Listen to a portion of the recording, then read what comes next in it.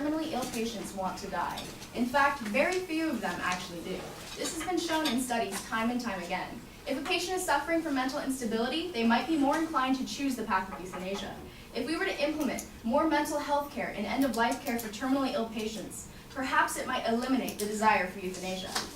According to Avery Wiseman in the text on Dying and Denying, suicide is extremely infrequent among cancer patients. She states that when healthy people are asked what they would do should they be found to have an incurable illness, many promptly declare that they would commit suicide.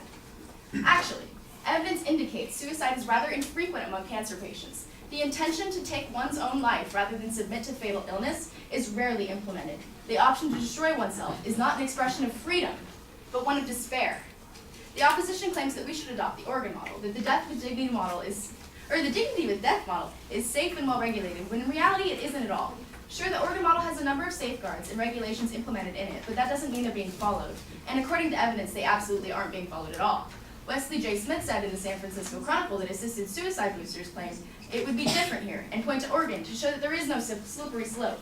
Still, abuses have been revealed. In the only case in which the medical records of a potential assisted suicide were independently examined, a peer-reviewed report in the Journal of the American Psychiatric Association disclosed that a patient received a lethal prescription almost 2 years before he died naturally.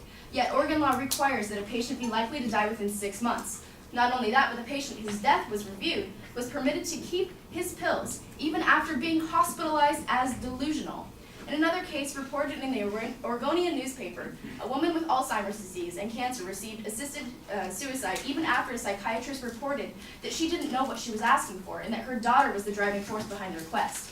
Furthermore, Kenneth R. Stevens states in the Consequences of Physician-Assisted Suicide Legislation that the immunity offered to physicians under the Oregon Assisted Suicide Law requires only good faith compliance with the law.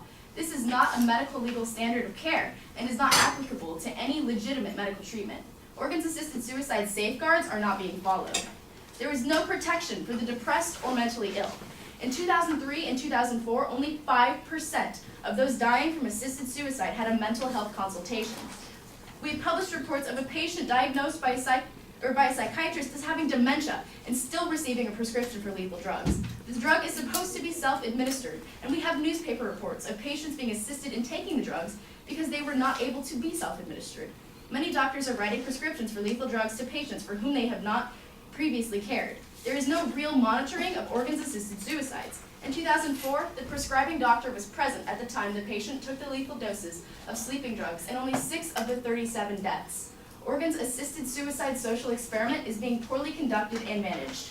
Not only that, but in the court case Gonzalez v. Oregon, the Family Research Council pointed out that the Oregon law authorizes and protects a non-traditional deadly practice using federally controlled substances, a practice condemned by the American Medical Association and our nation's leading healthcare provider associations. While utterly failing to protect the family of the patient, the Oregon law grants good faith immunity to the physician and fails to provide an enforcement mechanism for physician noncompliance. Moreover, inadequate data collection requirements limit any possible study of the Oregon experiment.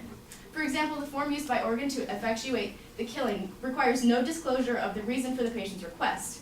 Allowing physicians to dispense drugs to assist in killing has an insidious effect on families who support seniors, burdening both the family and the dying. The number of patients in Oregon reporting a concern about being a burden on the family increased from 12% in 1998 to 63% in 2000, subsequent to the passage of Oregon's physician-assisted suicide law.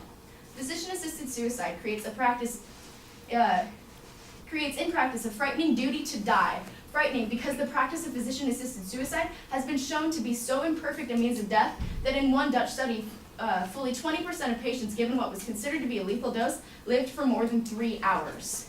In some cases, requiring the physician to intervene with a lethal injection, which would be illegal under the Oregon law. The opposition is right about one thing, however, and that is that pain control should be an objective of the medical community. If a terminally ill patient is suffering from chronic or unmanageable pain, the only morally sound option would be for doctors to address it.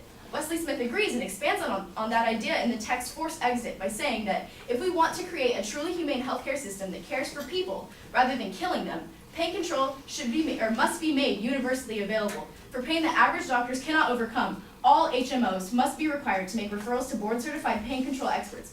readily available to plan members without arbitrary restriction on an as-needed basis. In that way, suffering people such as Rebecca Badger, Jack Kevorkian's 33rd victim, who stated in a pre-suicide television interview that she would prefer to live if she could escape the pain, would be able to obtain relief without resorting to death peddlers.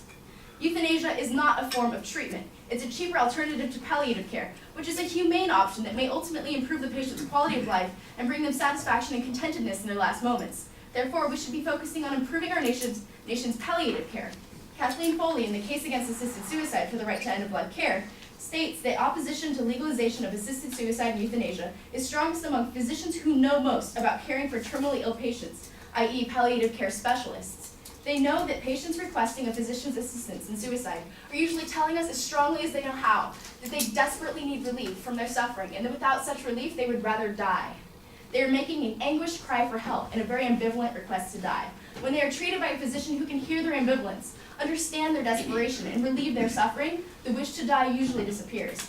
The American Geriatric Society agrees, and in their report, Physician-Assisted Suicide and Voluntary Active Euthanasia, they go on to state that it is the general consensus of the AGS, the American Geriatric Society, that most individuals who consider physician-assisted suicide or voluntary active euthanasia do so out of fear of the dying process. The vast majority of patients can be comfortable, which might require sedation, and potentially could find meaning in the last phase of life and choose to forego a life-sustaining treatment and accelerate dying.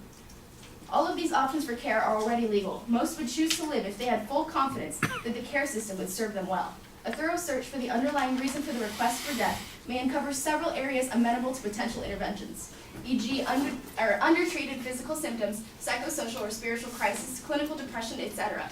So, as I've shown, we cannot legalize euthanasia. It's just not a good idea for our nation or the people that are suffering from these terminal illnesses.